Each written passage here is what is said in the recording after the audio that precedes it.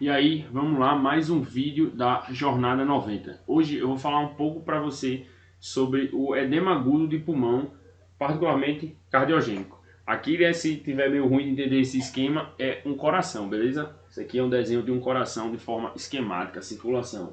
Pulmão, coração, VD, joga aqui ó, sangue no pulmão, que joga sangue no átrio esquerdo, que joga no VE, que vai jogar para circulação sistêmica. Então, e lógico, né, vendo da circulação da circulação venosa, né, o sangue para o átrio direito. Então, vamos lá. Depois que eu expliquei aqui esse desenho, né, depois que eu expliquei esse esquema, vamos entender como é que acontece o edema agudo pulmonar cardiogênico, e aí você sacando como é o mecanismo, como é que vai ter esse mecanismo fisiopatológico, você vai entender o porquê das medicações que a gente usa. Eu não vou falar aqui sobre dose de medicamento, sobre qual medicação você vai usar, mas você vai entender e vai ficar muito mais fácil lá na frente quando eu falar especificamente sobre tratamento, tudo isso, vai ficar muito melhor de você entender e compreender o que é que você está usando. Então vamos lá.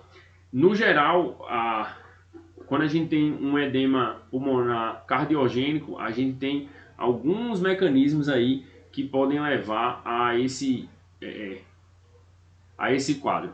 Dentre eles, um dos principais é o aumento da pressão arterial. Então, a gente tem a circulação sistêmica aqui e por circulação sistêmica a gente entende os vasos arteriais, assim, a priori, né? Tem a parte venosa e tudo, mas a priori os vasos arteriais. E esses vasos aí, eles têm algo que a gente chama de resistência vascular sistêmica, beleza? Então, quando a gente tem um aumento significativo na resistência vascular sistêmica, quando essa resistência sobe demais, então a gente tem um VE, muitas vezes um VE que é sofrido, que ele não consegue ejetar sangue suficiente já.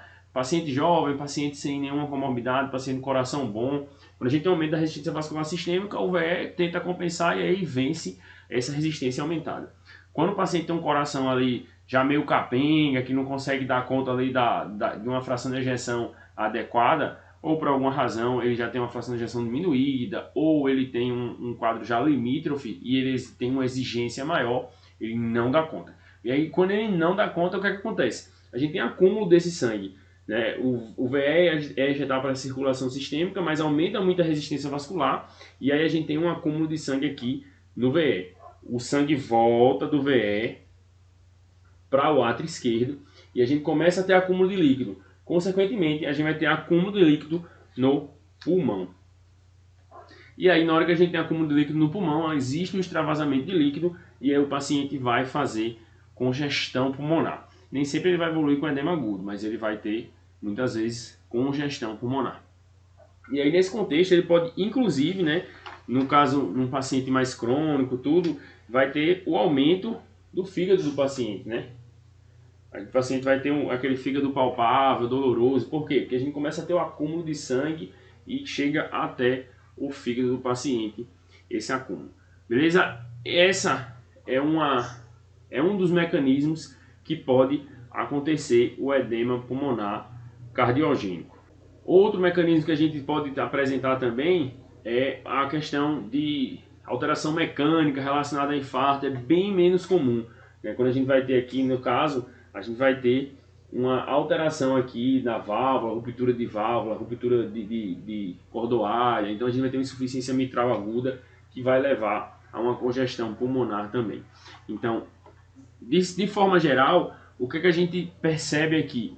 Que fisiopatologicamente, o paciente com um edema, uma congestão pulmonar, ele tem um aumento da resistência vascular sistêmica significativa. Ele tem um aumento da resistência vascular sistêmica, ele tem um acúmulo de líquido por causa disso. E aí, por essa razão, que quando a gente está diante do edema agudo de pulmão, a gente vai usar vasodilatador e vai usar também o diurético para diminuir o volume represado nesse paciente. Então a gente vai tentar diminuir a volemia desse paciente para compensar esse quadro de congestão pulmonar. Bom, essa era a mensagem que eu queria passar para você sobre mais ou menos como é que acontece o edema agudo de pulmão na grande maioria das vezes. Espero que você tenha gostado, espero que você tenha ficado presente para uma informação que vai te ajudar a entender o tratamento do edema agudo de pulmão. Se ficou alguma dúvida, deixa aqui nos comentários que eu vou ter o prazer em responder para deixar tudo da forma mais clara possível. Se você curtiu esse vídeo, se você gostou da informação que eu passei aqui, compartilha com algum colega, espalha o conhecimento para que todo mundo possa continuar aprendendo. Beleza? Então, te vejo no próximo vídeo.